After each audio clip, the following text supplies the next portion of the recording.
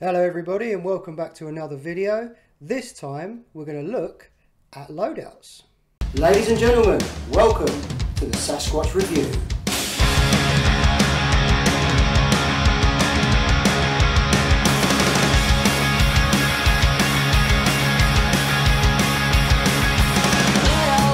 So yes, Gwen was nice enough to put together a loadout video.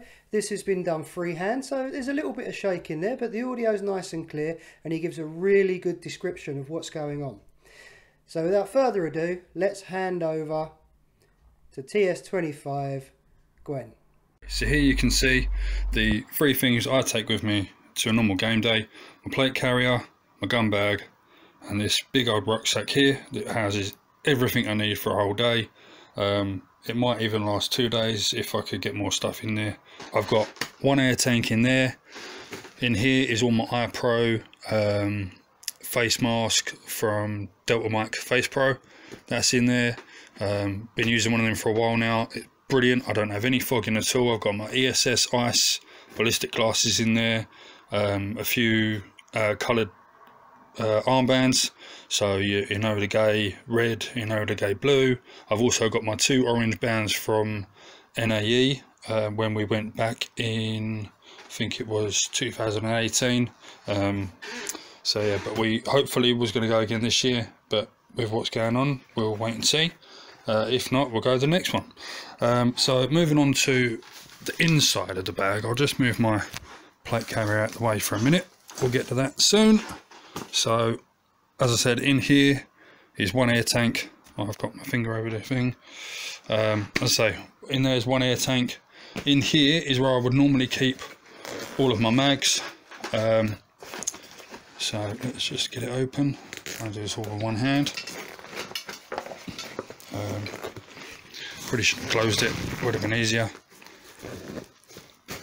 But yeah, there's enough room in there for all mags. I run 6 mags in the front of my vest with another 4 on my battle belt, which I'll show you that in a minute. I also run 2 pistol mags on there as well.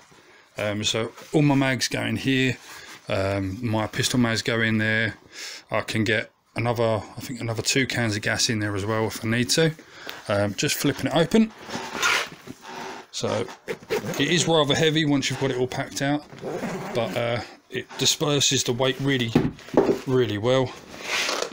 So in this part of it, you've got some mesh dividers. Down the bottom here, I keep all my Allen keys, a small mini toolkit. I'll take that out. I have my screwdriver for my hop up on my Tipman. We'll get to that soon. A spare slide for my Glock 17, WE Glock 17. Some spare CR123A batteries. This thing, £10 from Asda, does the job really well. A lot of the other guys have used it when they need gun fixes back in the safe zone. But yeah, this is just cheap little sandwich pot with PTFE tape, some black tape, cable ties, all bits and bobs in there. So that's all good. Up in the top part of it is where I keep my camera for recording the videos, my spare comms. So in here I've got a Baofeng speaker box with a tactical well, a covert earpiece that goes in there. I've also got a spare aerial for my radio.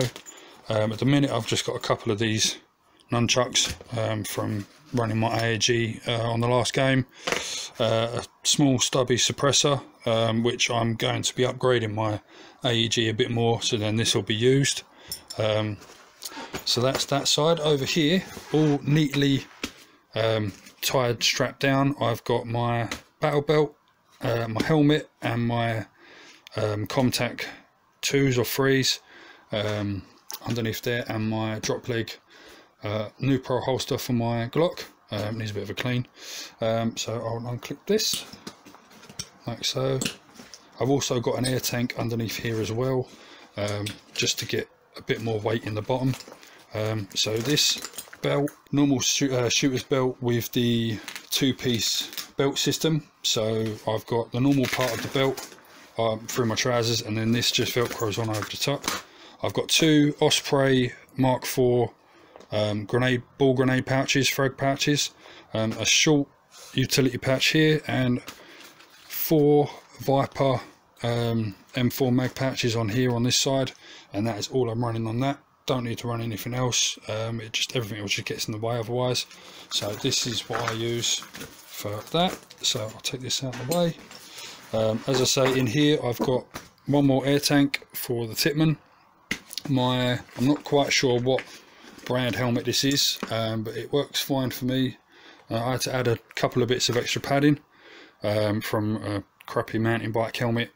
Other than that, it's nice and snug with the contacts on underneath it with the helmet on top. I haven't got these rail mounts because for me it's easier to just run that. If I want to run a baseball cap underneath, I can just carry on running these and not have to change them around. So yeah, I've got my battery bank in the back of the helmet in this big ass pouch. I have got a new helmet cover coming, so hopefully I can get rid of this big pouch and have something a bit more streamlined. That's on its way. I've got the wire coming out of there, going all the way around, loop round to the front for the camera, and on the front there is where I'd mount the camera. Chuck that up there. So yeah, there's my contacts. I'm not sure if it tells me what ones they are. Nope. So there's 1 drop leg platform from Viper with a utility pouch on that as well. So if I need to run objectives that mean you've got to grab stuff, I can chuck it in there, or other things like that. Spare mags, I can use it as a dump pouch normally. So yeah, that's all in there. On this side I've just got my BBs, which is in a big bottle with my speed loader in there. This bottle normally lasts me a good few months, but hopefully I will start using it a lot more and going through that bottle quite quickly. So that's the bag to begin with, and the other bits. So I'll throw this out the way and then we'll get to this. Now, so as you can see, I've got a Viper dangler pouch. Everyone loves a good dangle.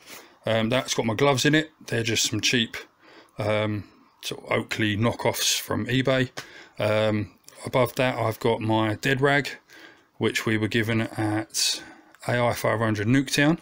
That was a great weekend. The video is on the channel for that. Definitely worth a watch. Next to that I've got my FMA weapon link, which the other part of that goes on the Titman, and then that allows it to stay as snug to my body as possible when I'm not using it or transitioning.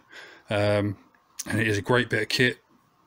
Since I've been running this, a lot of the other guys have started running it as well, after seeing how good it performs. I've got a couple of mags in here for now. I was just fiddling about with them earlier. My airline goes round, tucks in the side of the cummerbund there, keeps it all out of the way. I've got a hydration plate, not a bladder. It's an actual plastic plate that sits in the plate bag of the vest, and it's shaped and cut, so that's less squidgy. It gives it a bit more rigidity in the vest. Not that it needs it, because it is a Cryo Precision CPC. I've got on the side here just a medium, I'd say, utility pouch for smoke grenades, the bigger ones like the EG18s. I run those in here. Next to that I have an Enola Gay 40mm pouch for the normal wire pull smokes. Moving around to the back, I've got a Viper 24-hour day sack mollied to the plate bag on here. This is what houses my air tank, and then in the bottom here is where I'd have other things if I need them. So again, with the drop leg, if we need to put things in ourselves to get it to a certain position, or one of the games we played at Airsoft Plantation was a GTA style game where you go around taking money off people, shooting them first, going to the casinos, you get a load of money. Player with the most money wins. So anything I'd get would get chucked in here, and then I can use it throughout the day, or sometimes I've run bottles of water in there, just spare iPro, things like that, just in case I need it. Next to that is my radio, got the long whip aerial, and great range on that. Next to that again, I've got another another Enola Gay 40mm pouch and the pistol mag pouch there, and that is the vest in a nutshell. So yeah, the hose for the hydration pack comes up behind my neck and then down the other side. Keeps everything out of the way. I don't get anything snagging on anything else, nothing gets twisted.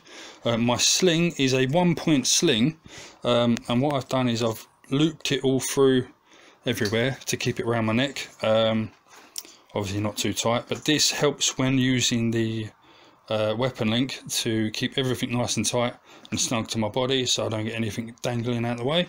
So I'll throw this to one side, and then we'll get on to the good part, which is of course the guns themselves. So I run a Tippmann M4. So yeah, I run a Tippmann M4 HPA carbine with quite a fair bit of accessories. I've got a Magpul style stock. This is a real steel stock, so all you have to do is take it apart to put it on. I've also got a ACOG 4x32 scope on it. That's brilliant, handles the recoil really well. Don't have any issues with it falling off or breaking. Underneath that I've got my angled foregrip, means I can get it quite close into my body. In front of that I've got a little red dot. Don't really use that, to be honest. I've just got it there for looks. Next to that is the Nuprol NX600L with the pressure pad on the other side with the weapon link. So this here is like a big nut, and that slots into the front of the vest, keeps everything close in. Above that I've got my hop up, my TDC mod is up there, and then I've got a Nuprol Sandhog on the front. It gives a nice noise when you're firing it. Now that one goes over there. For my AEG I have Tippmann again. This is the Recon. Great bit of kit, great priced as well. This one has got a tight bore barrel in it that goes to inside the flash hider, just to the very end of it. If I flip it around you might be able to see it. See there. Good range. I've got a Madball Red Shark in both guns. That one's got a Prometheus barrel, this one's got a Madball barrel, and then other than that it's completely stock on the inside. That one's been modded a bit, but this is a nice little backup gun in case I need it. Gives me good range as well now that I've got the hop working nicely and all bedded in. And then on the side I've just got my WE Glock 17 with I think on this slide I've got the if I get my hands out of the way, yeah, standard hop rubber in that. But on the other slide that's in my bag I have a Maple Leaf Autobot 60, and that gives me quite a fair amount of range. I'll just do that. So yeah, that's my kit in a nutshell. I hope you guys enjoyed the video. Sorry I rambled for quite a fair bit, but yeah, that's my kit. And any questions about it, drop us a message on the Facebook or the Instagram, because that's my part for the team, is I am in charge of the social media things. So I do Facebook, Instagram as often as I can. Obviously with work and stuff it can get a bit chaotic, so when I get a spare 5 minutes I'll do the posts. So yeah, that's all my gear. The only thing I will probably add is this is just for one day, so a normal day's game. If we are doing big events that mean we've got to go away for a weekender, or you know, if there are any events that go for longer, I will take this. Now I'll just open my blind a little bit more so you can see it. Now this here, as you can see, is huge. This is a 511 tactical CAMS bag, deployment bag. It stands for carry all my stuff. Great bit of kit, really rugged. I can get all of this in it. So my plate carrier, my gun bag goes in the bottom. It's got a separate compartment in the bottom there. Everything goes in there. The plate carrier, the air tanks, everything. I've taken this to, where did I last take this one? Went to 500. This was really heavy getting out of the car, getting it in the car. But with everything in, I can get 4 weeks load of clothes in there, as well as all my food, water, cooking kit, everything goes in it. There is more detailed videos and reviews on this bag elsewhere on YouTube, but for now I'll keep it nice and short. So it's got patches everywhere, nice clear dividers for ID panels, so documents.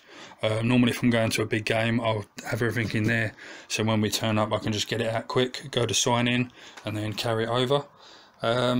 So yeah, I'll finish this and we'll catch you on another one. Bye.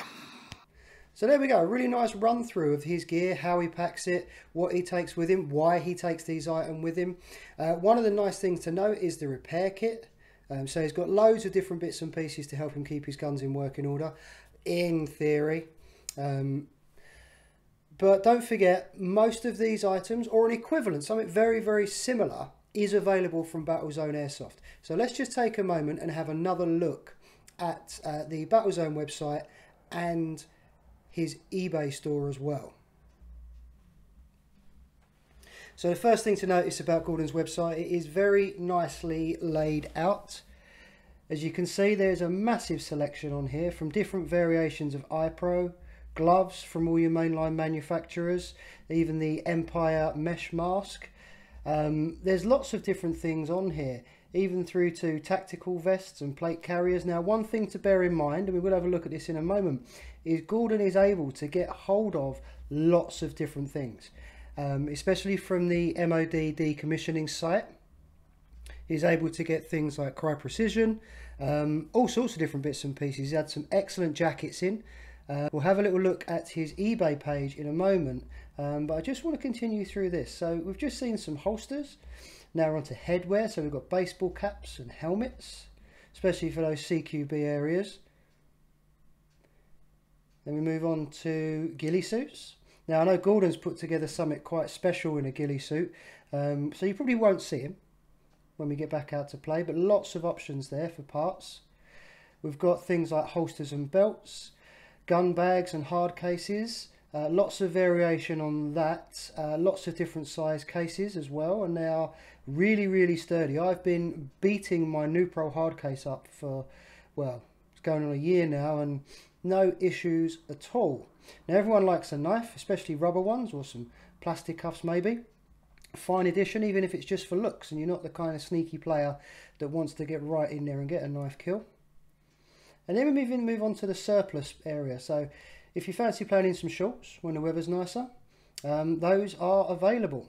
All easy to order through his website, and all orders are going out on a Thursday, so it means he doesn't have to go into the shop quite so often and put himself at risk really with this virus. So as we go onto eBay, I will put a link for his shop on eBay, but here you can see lots of different bits he has. So here we have Cry Precision gear, some army surplus, some webbing, lots of different items he has on there. The drop legs are actually really good quality. If I was a drop leg fan, I would definitely get one of those.